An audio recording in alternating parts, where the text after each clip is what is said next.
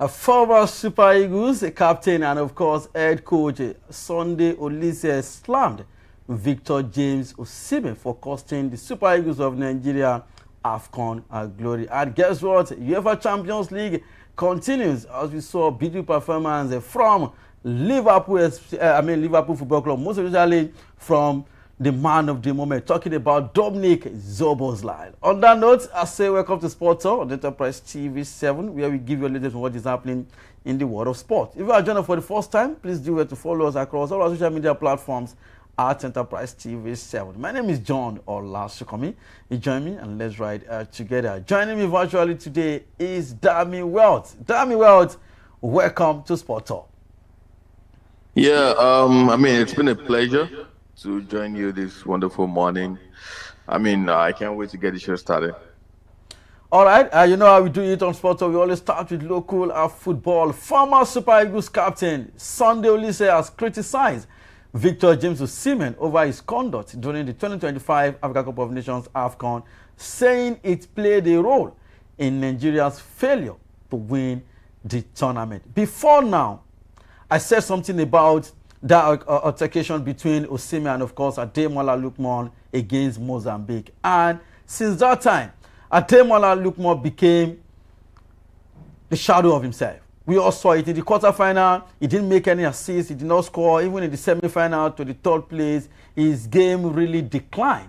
And now, Oliseh has come out to also, buttress my own point, or said a lot about what I said about Victor James Osimhen and, of course, Ademola Lookman. Dami Wealth, do you agree with Sunday Oliseh?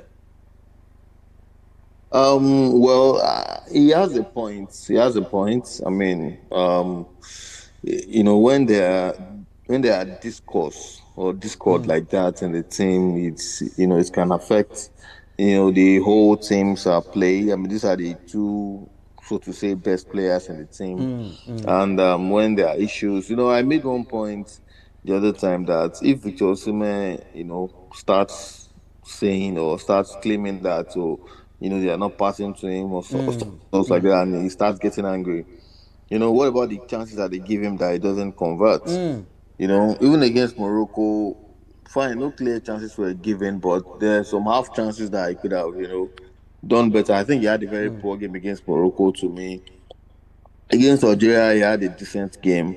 I wouldn't say that altercation actually caused the team 100% that was the main reason why the team didn't succeed. I wouldn't agree with that. But maybe it has an iota of truth in it. Maybe there's a little chance that might actually be the cause. There are many other factors that you can look at. The Moroccans with the antics, the coach who could have maybe done better. The players also could have done so many other things. So, but I want to, give him maybe there's a 20% chance that's the reason. I also believe that that really played a lot of roles, in the tournament. And trust me, a lot of people have really come out for Sunday Oliseh. A lot of people also criticized Sunday Oliseh that did the same thing that he did to Mikel Obi and, of course, Vincent Enya back then. The way he even left the Super back then. The way he even left the Super Eagles of Nigeria, it was all about Oliseh and the NFF and all. So you expect somebody like Oliseh to also to work with another egocentric player like John Obi Mikel. We didn't know what did happen behind the closed door.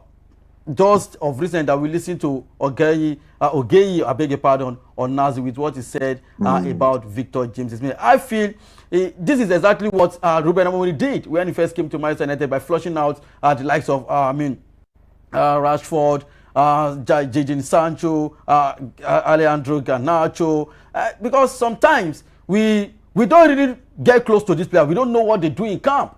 So we are just here talking about them, and we are seeing all the paparazzi, that they show on social media. But what's really happening behind the closed door, we don't really know. That is why I said maybe that rift between Osimhen and of course Ademola Lookman might have like 60%. I don't know. I don't know if you agree with me or you have any contrary opinion. I mean, I don't want to agree with that. I mean, we all saw the game against Morocco, and we all knew reasons why they didn't win. I mean, Chukwueze is one. Chukwueze can take. Come on, don't No, talk about it's it. true. I mean, Anybody can miss Chukwueze. penalty. Come on, any player can miss Anybody penalty. can. Anybody. No, of course. Okay, Brahim Diaz is one of the reasons why Morocco didn't win the Afcon. If he had scored that penalty, they would have won the Afcon today. So he has a fault there. Even if Chukwueze had scored that goal, that doesn't mean that Nigeria will still go ahead to win. But he didn't score it, and the manner at which he lost it, is something to talk about. The coach can take a blame for it. The referee on that day can take a blame for it. Some of the players, even Osimhen, for me, like I said, I think he didn't perform to his optimum best. Can take it. So there are many reasons. I wouldn't just say because they had a fight. I mean, there was a game against Algeria. Yeah, Ademola Lookman didn't score, but we had a good game. Everybody had a good game against Algeria. It was a very wonderful game. So there are many factors. When you talk about Oliseh during his days, as a coach, he didn't stay long because of some of the rifts, in the dressing room. Nowadays in football, not just in Nigeria, everywhere, both club and country, you deal with egos. You deal with players that want to feel like they control things, or they have a say. And if you don't respect them, basically you can get sacked because they control the dressing room. So that was what happened. And he tried to change the captain. When he saw that Yama was too big in that team, he immediately tried to change the captain to, I think, Ahmed Musa. Then that was what caused the issue. Then with Mikel also, so many things. Then I mean those were just dressing room issues. You can't really that was not an on pitch issue. Then with Sunday Oliseh, at the end of the day, he got sacked. But we can only move on from that. I don't think we need to, start beating around the bush. We need to start dealing with the psyche of these players. I'm more concerned about, players that really want to fight and kill themselves on the pitch for the Super Eagles. Someone was making an example of these guys from that were not born in. Back in the days, they would say, "Oh, if you're not born in Nigeria, you won't have the passion. You just." But that's actually false, because even the players that were not born in Nigeria have actually done so well for Nigeria. You can't really fault them for not giving their all. Even Ekong that just retired. You can't. I don't think there's any match that you say Ekong didn't, give their all. Calvin Bassey, same thing. Osasu Odemwegi, even then, so many players, doing well, but our Nigerian players seems to, it looks like something is affecting them. Going forward, I think we should work on the psyche of our players. We need to get a very top-notch psychologists, or sorry, psychiatrists, pardon, to work on their psychology. And because it seems some of these players, they feel too big. Some of them, they feel football is the way for them to protest against, the government. Yes, I mean, they should get their rights, get paid, get everything, but you can't hold the country, on ransom every time that you're not getting. There are better ways to channel your grievances. Nowadays there's social media. Maybe after the competition, you can come on social media and blast all of them. If they let me, they're not invite you again. People will stand up for you. You understand? There are many things that you can do. It's different from the 1994 set, or those when there was no social media that things will not. But there's social media. You can talk. You can come out. You are big. If a player like Victor Osimhen or any player in that team do a video and talk about, I mean, we're expecting so and so many. These guys have not paid off their own. It's going to cause a lot of uproar that even the NFF will not like. Even the presidency will not like. So, but every time holding the country in ransom, because I still blame them for Nigeria not qualifying to the World Cup. Apart from the fact that they didn't do well in the qualifiers, then we had a chance against Congo. Then that drama ensued. At the end of the day, it really damaged the dressing room that we just played nonsense against Congo because we had that game. But we move on. We moved on. I think moving forward, those are the things that we should All right. work on. Yeah. All right. Thank you for that one. Away from Afcon 2025, let's move straight to Europe.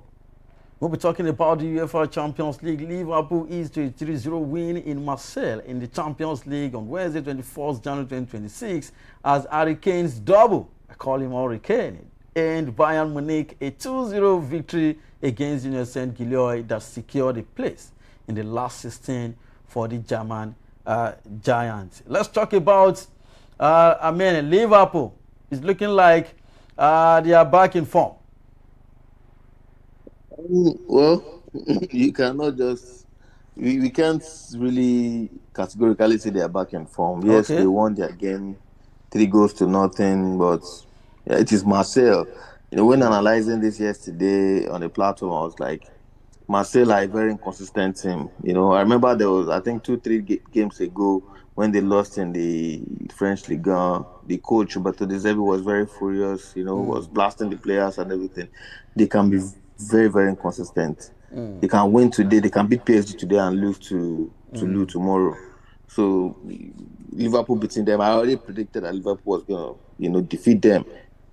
So Mohamed Salah is back. He played 90 minutes yesterday, and he didn't score a goal, but they won.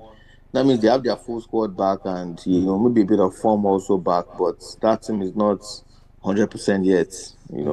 They still have many work to be done in that. So, but they can grow, they can build on this, and still have a very good season. All right, let's also talk about Chelsea Football Club. They struggled against Pafos. I know a lot of bookies just be like, "Come on, what's going on with Chelsea Football Club?" That me well. Well, Pafos, you can't underrate anything in this Champions League. Even Real Madrid have had their own share of bad results in the Champions League this season. Every team has, apart from Arsenal. Arsenal is the only team that can tell you that they are very good. They've won 100% of their games. Maybe Bayern Munich also, apart from the Arsenal loss, I don't think they've lost any other game in the Champions League. But everybody have, lost one game or the other. And Pafos are not, they are not. You can't just take. I think they defeated Villarreal in the Champions League this season. They've had some good results. They are a decent team. And you can't just Chelsea have a new manager who is trying to bring his ideology into the team. So it's not easy for you to just right away or just say they're going to be performing, scoring in all cylinders. It was a difficult game for them. I think going forward, Chelsea will grow better. With the new manager that they have, Liam Rosina. I think they are not. They don't understand. It's a new ideology, like I said. So I think they are still trying to understand it. So I will cut them some slack, but they won at the end of the day, which is very important. All right, let's take a look at other results. Galatasaray 1, Atletico Madrid 1, Karabakh 3, Frankfurt 2. Marseille lost at home to Liverpool 0-3. Newcastle United defeated PSV Eindhoven 3-0. Slavia Prague 2, Barca 4. Juventus 2, Benfica 0. Chelsea 1, Pafos 0. Bayern Munich 2, Union Saint-Gilloise 0. Atalanta 2, Athletic Bilbao 3. And of course, don't also forget to catch up all the Europa League tonight, 22nd January 2026. That is how much we can take on Sport on Enterprise TV 7. If you are here to follow us across all social media, endeavor to do that. We are at Enterprise TV 7 across all social media platforms. Visit our website at www.enterprisetv.com, and don't forget to like, share, and subscribe. Dami Wealth has been getting on the show today. Dami Wealth. Yeah, thank you very much, John. For having me on the show. Very wonderful midweek of Champions League games, and I can't wait, for the weekend and even from tonight, the Europa League games. All right, my name remains John Olaseh. See you next time.